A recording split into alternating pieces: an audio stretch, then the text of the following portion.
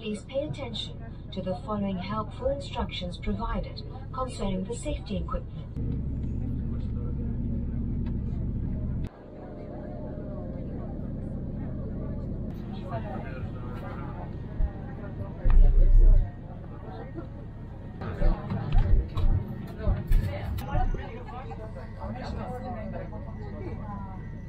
So welcome to Aegina.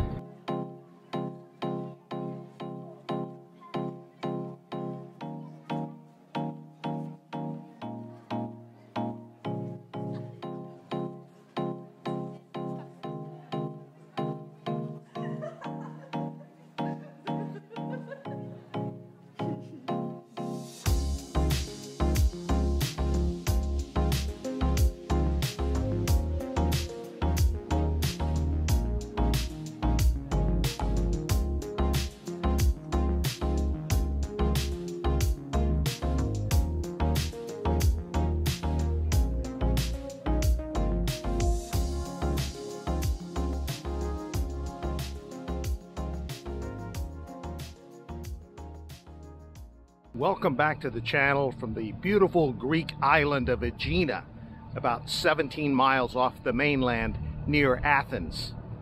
I arrived yesterday by ferry from the port of Piraeus, and I'm here in Aegina town, near the northwest corner of the island. Its proximity to Greece's capital makes Aegina a favorite getaway for Athenians, some of whom have vacation homes here. But don't let that imply a lack of tranquility. Far from it, as I think you'll appreciate as we explore this beautiful island. Aegina isn't very large, which is one of the things I like about it, because it's easy to get around, whether you rent a car or use a public bus to hop between the island's villages and beautiful beaches. Think of it as a triangle about 9 miles east to west and 6 miles north to south. About 2/3 of the island is covered by a dormant volcano. The rest, minus the fishing villages, is mostly filled with olive trees, almonds, figs, vineyards, and Aegina's best-known crop, pistachio nuts. One of the things you really have to love about this town and the island is its unpretentiousness. And while the narrow streets and alleyways here are filled with shops and restaurants, it feels more like an ordinary town on a Greek island that's been inhabited continuously for thousands of years, where every little thing isn't geared to tourists.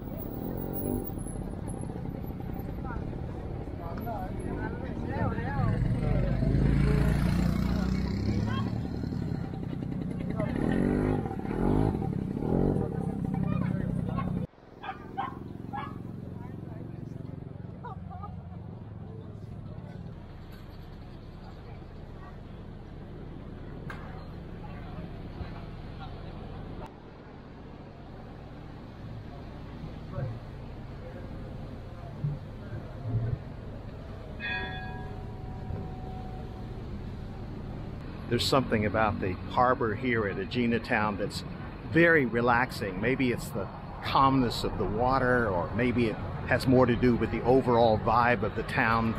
But I got to tell you, just being here slows you down. And I mean that in a good way. If Aegina seems like the kind of paradise island where a serious writer could get some work done, there's evidence to bear this out. A house a couple of kilometers up this road is the former home of philosopher and novelist Nikos Kazantzakis, whose Zorba the Greek made another Mediterranean island famous, but not Aegina, and which may have suited him just fine. During the 1990s, the island was home to young American novelist Gustav Hasford. His first name, Jerry, was not part of his pen name. He gained acclaim for The Short Timers, a novel that was one of the best to come out of the Vietnam War, and was translated into film as Full Metal Jacket. Hasford came here ailing and impoverished after a string of misfortunes, and died here at the age of 45. In the nearby neighborhoods, gated homes set among pistachio trees. And close by, the ruins of an ancient settlement whose centerpiece was a once proud temple to the god Apollo. The ruins on this windswept hill are those of an ancient settlement more than 3,000 years old that was rebuilt no fewer than 10 times up until about 600 CE. And the crown jewel of that settlement, a once grand rectangular temple, had 11 pillars on one side long ways and 6 pillars across. What remains of the temple, unfortunately, is one solitary pillar. And yes, there are lots of tombs and jewels that were unearthed here, but for the most part, if you want to see any of them, you'll have to go to the British Museum.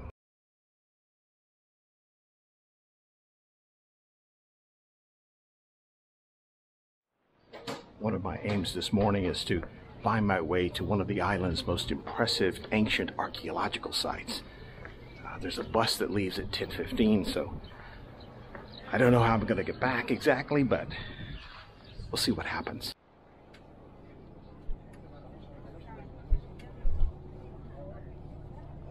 My bus runs 6 miles coast to coast from Aegina town to the village of Marina on the island's eastern shore. But I'm getting off near the temple of Aphaea. Aphaea? Thank you. So there goes the bus. And I'm here at the drop-off point for the temple of Piraeus, so let's go find it.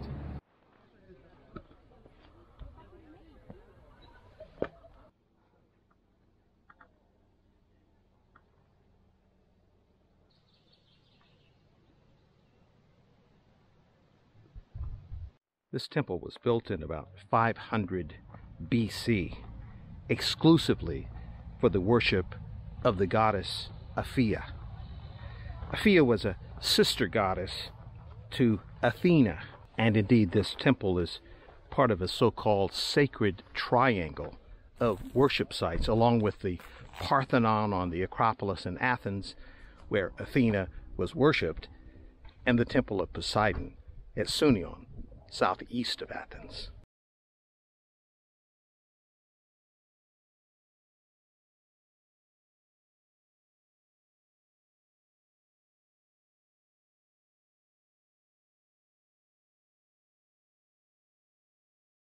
Numerous civilizations have inhabited this island since ancient times, beginning with people from Asia Minor, present-day Turkey, some 4,000 years ago.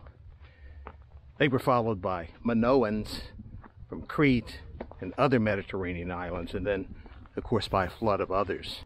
In fact, Aegina's most precious archaeological discovery was a trove of Minoan gold known as the Aegean treasure, which, sad to say, was hauled off by the British and has been in the British Museum since 1892. There were quite a few impressive marble sculptures associated with this temple, some of which can still be seen. But at the time this place was excavated thoroughly in the early 1800s, the temple was in a sad state of repair, and numerous of the sculptures had fallen from their pedestals. Turns out these sculptures were removed from the site by the British archaeologist in charge and wound up being sold to the Crown Prince, then King of Bavaria, for his private collection.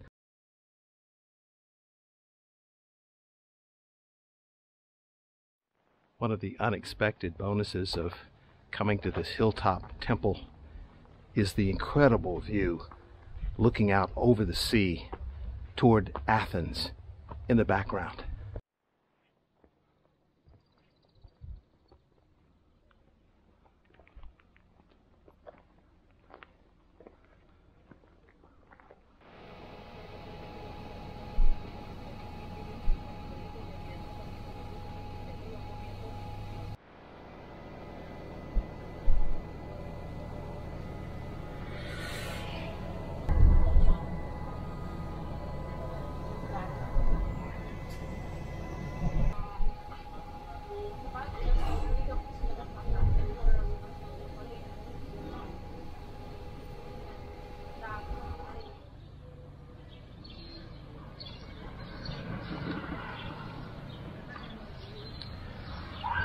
just sitting here with my new cat friend.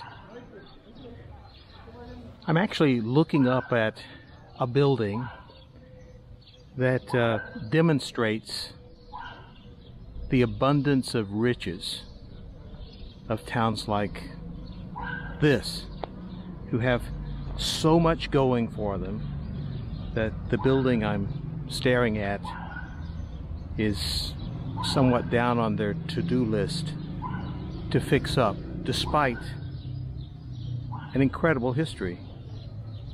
And here it is.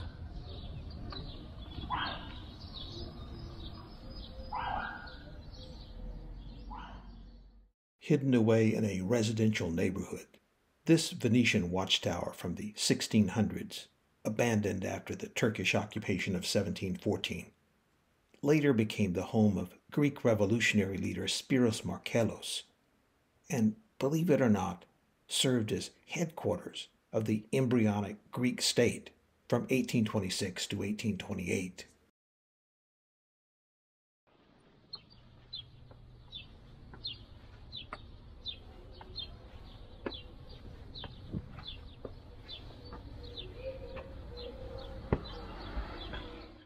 Consigned to relative obscurity, it's now the property of the municipal government.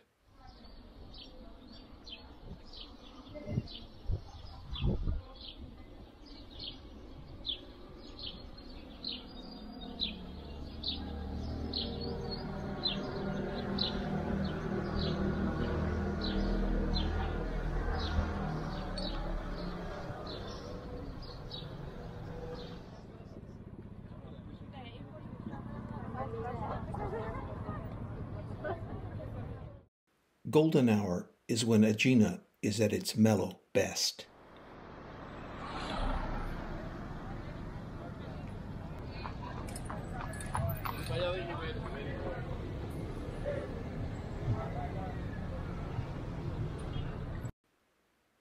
When, I'm guessing, the unhappiest people in town are those who have ferry tickets to leave.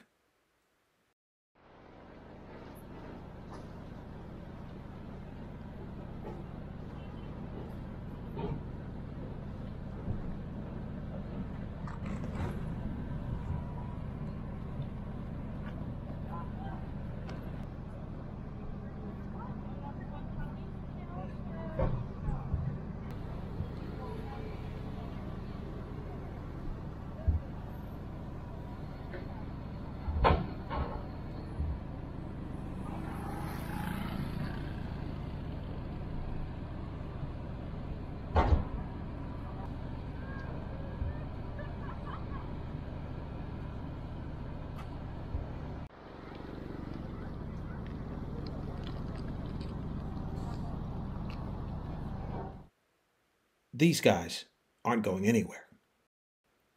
And neither am I. At least not until tomorrow.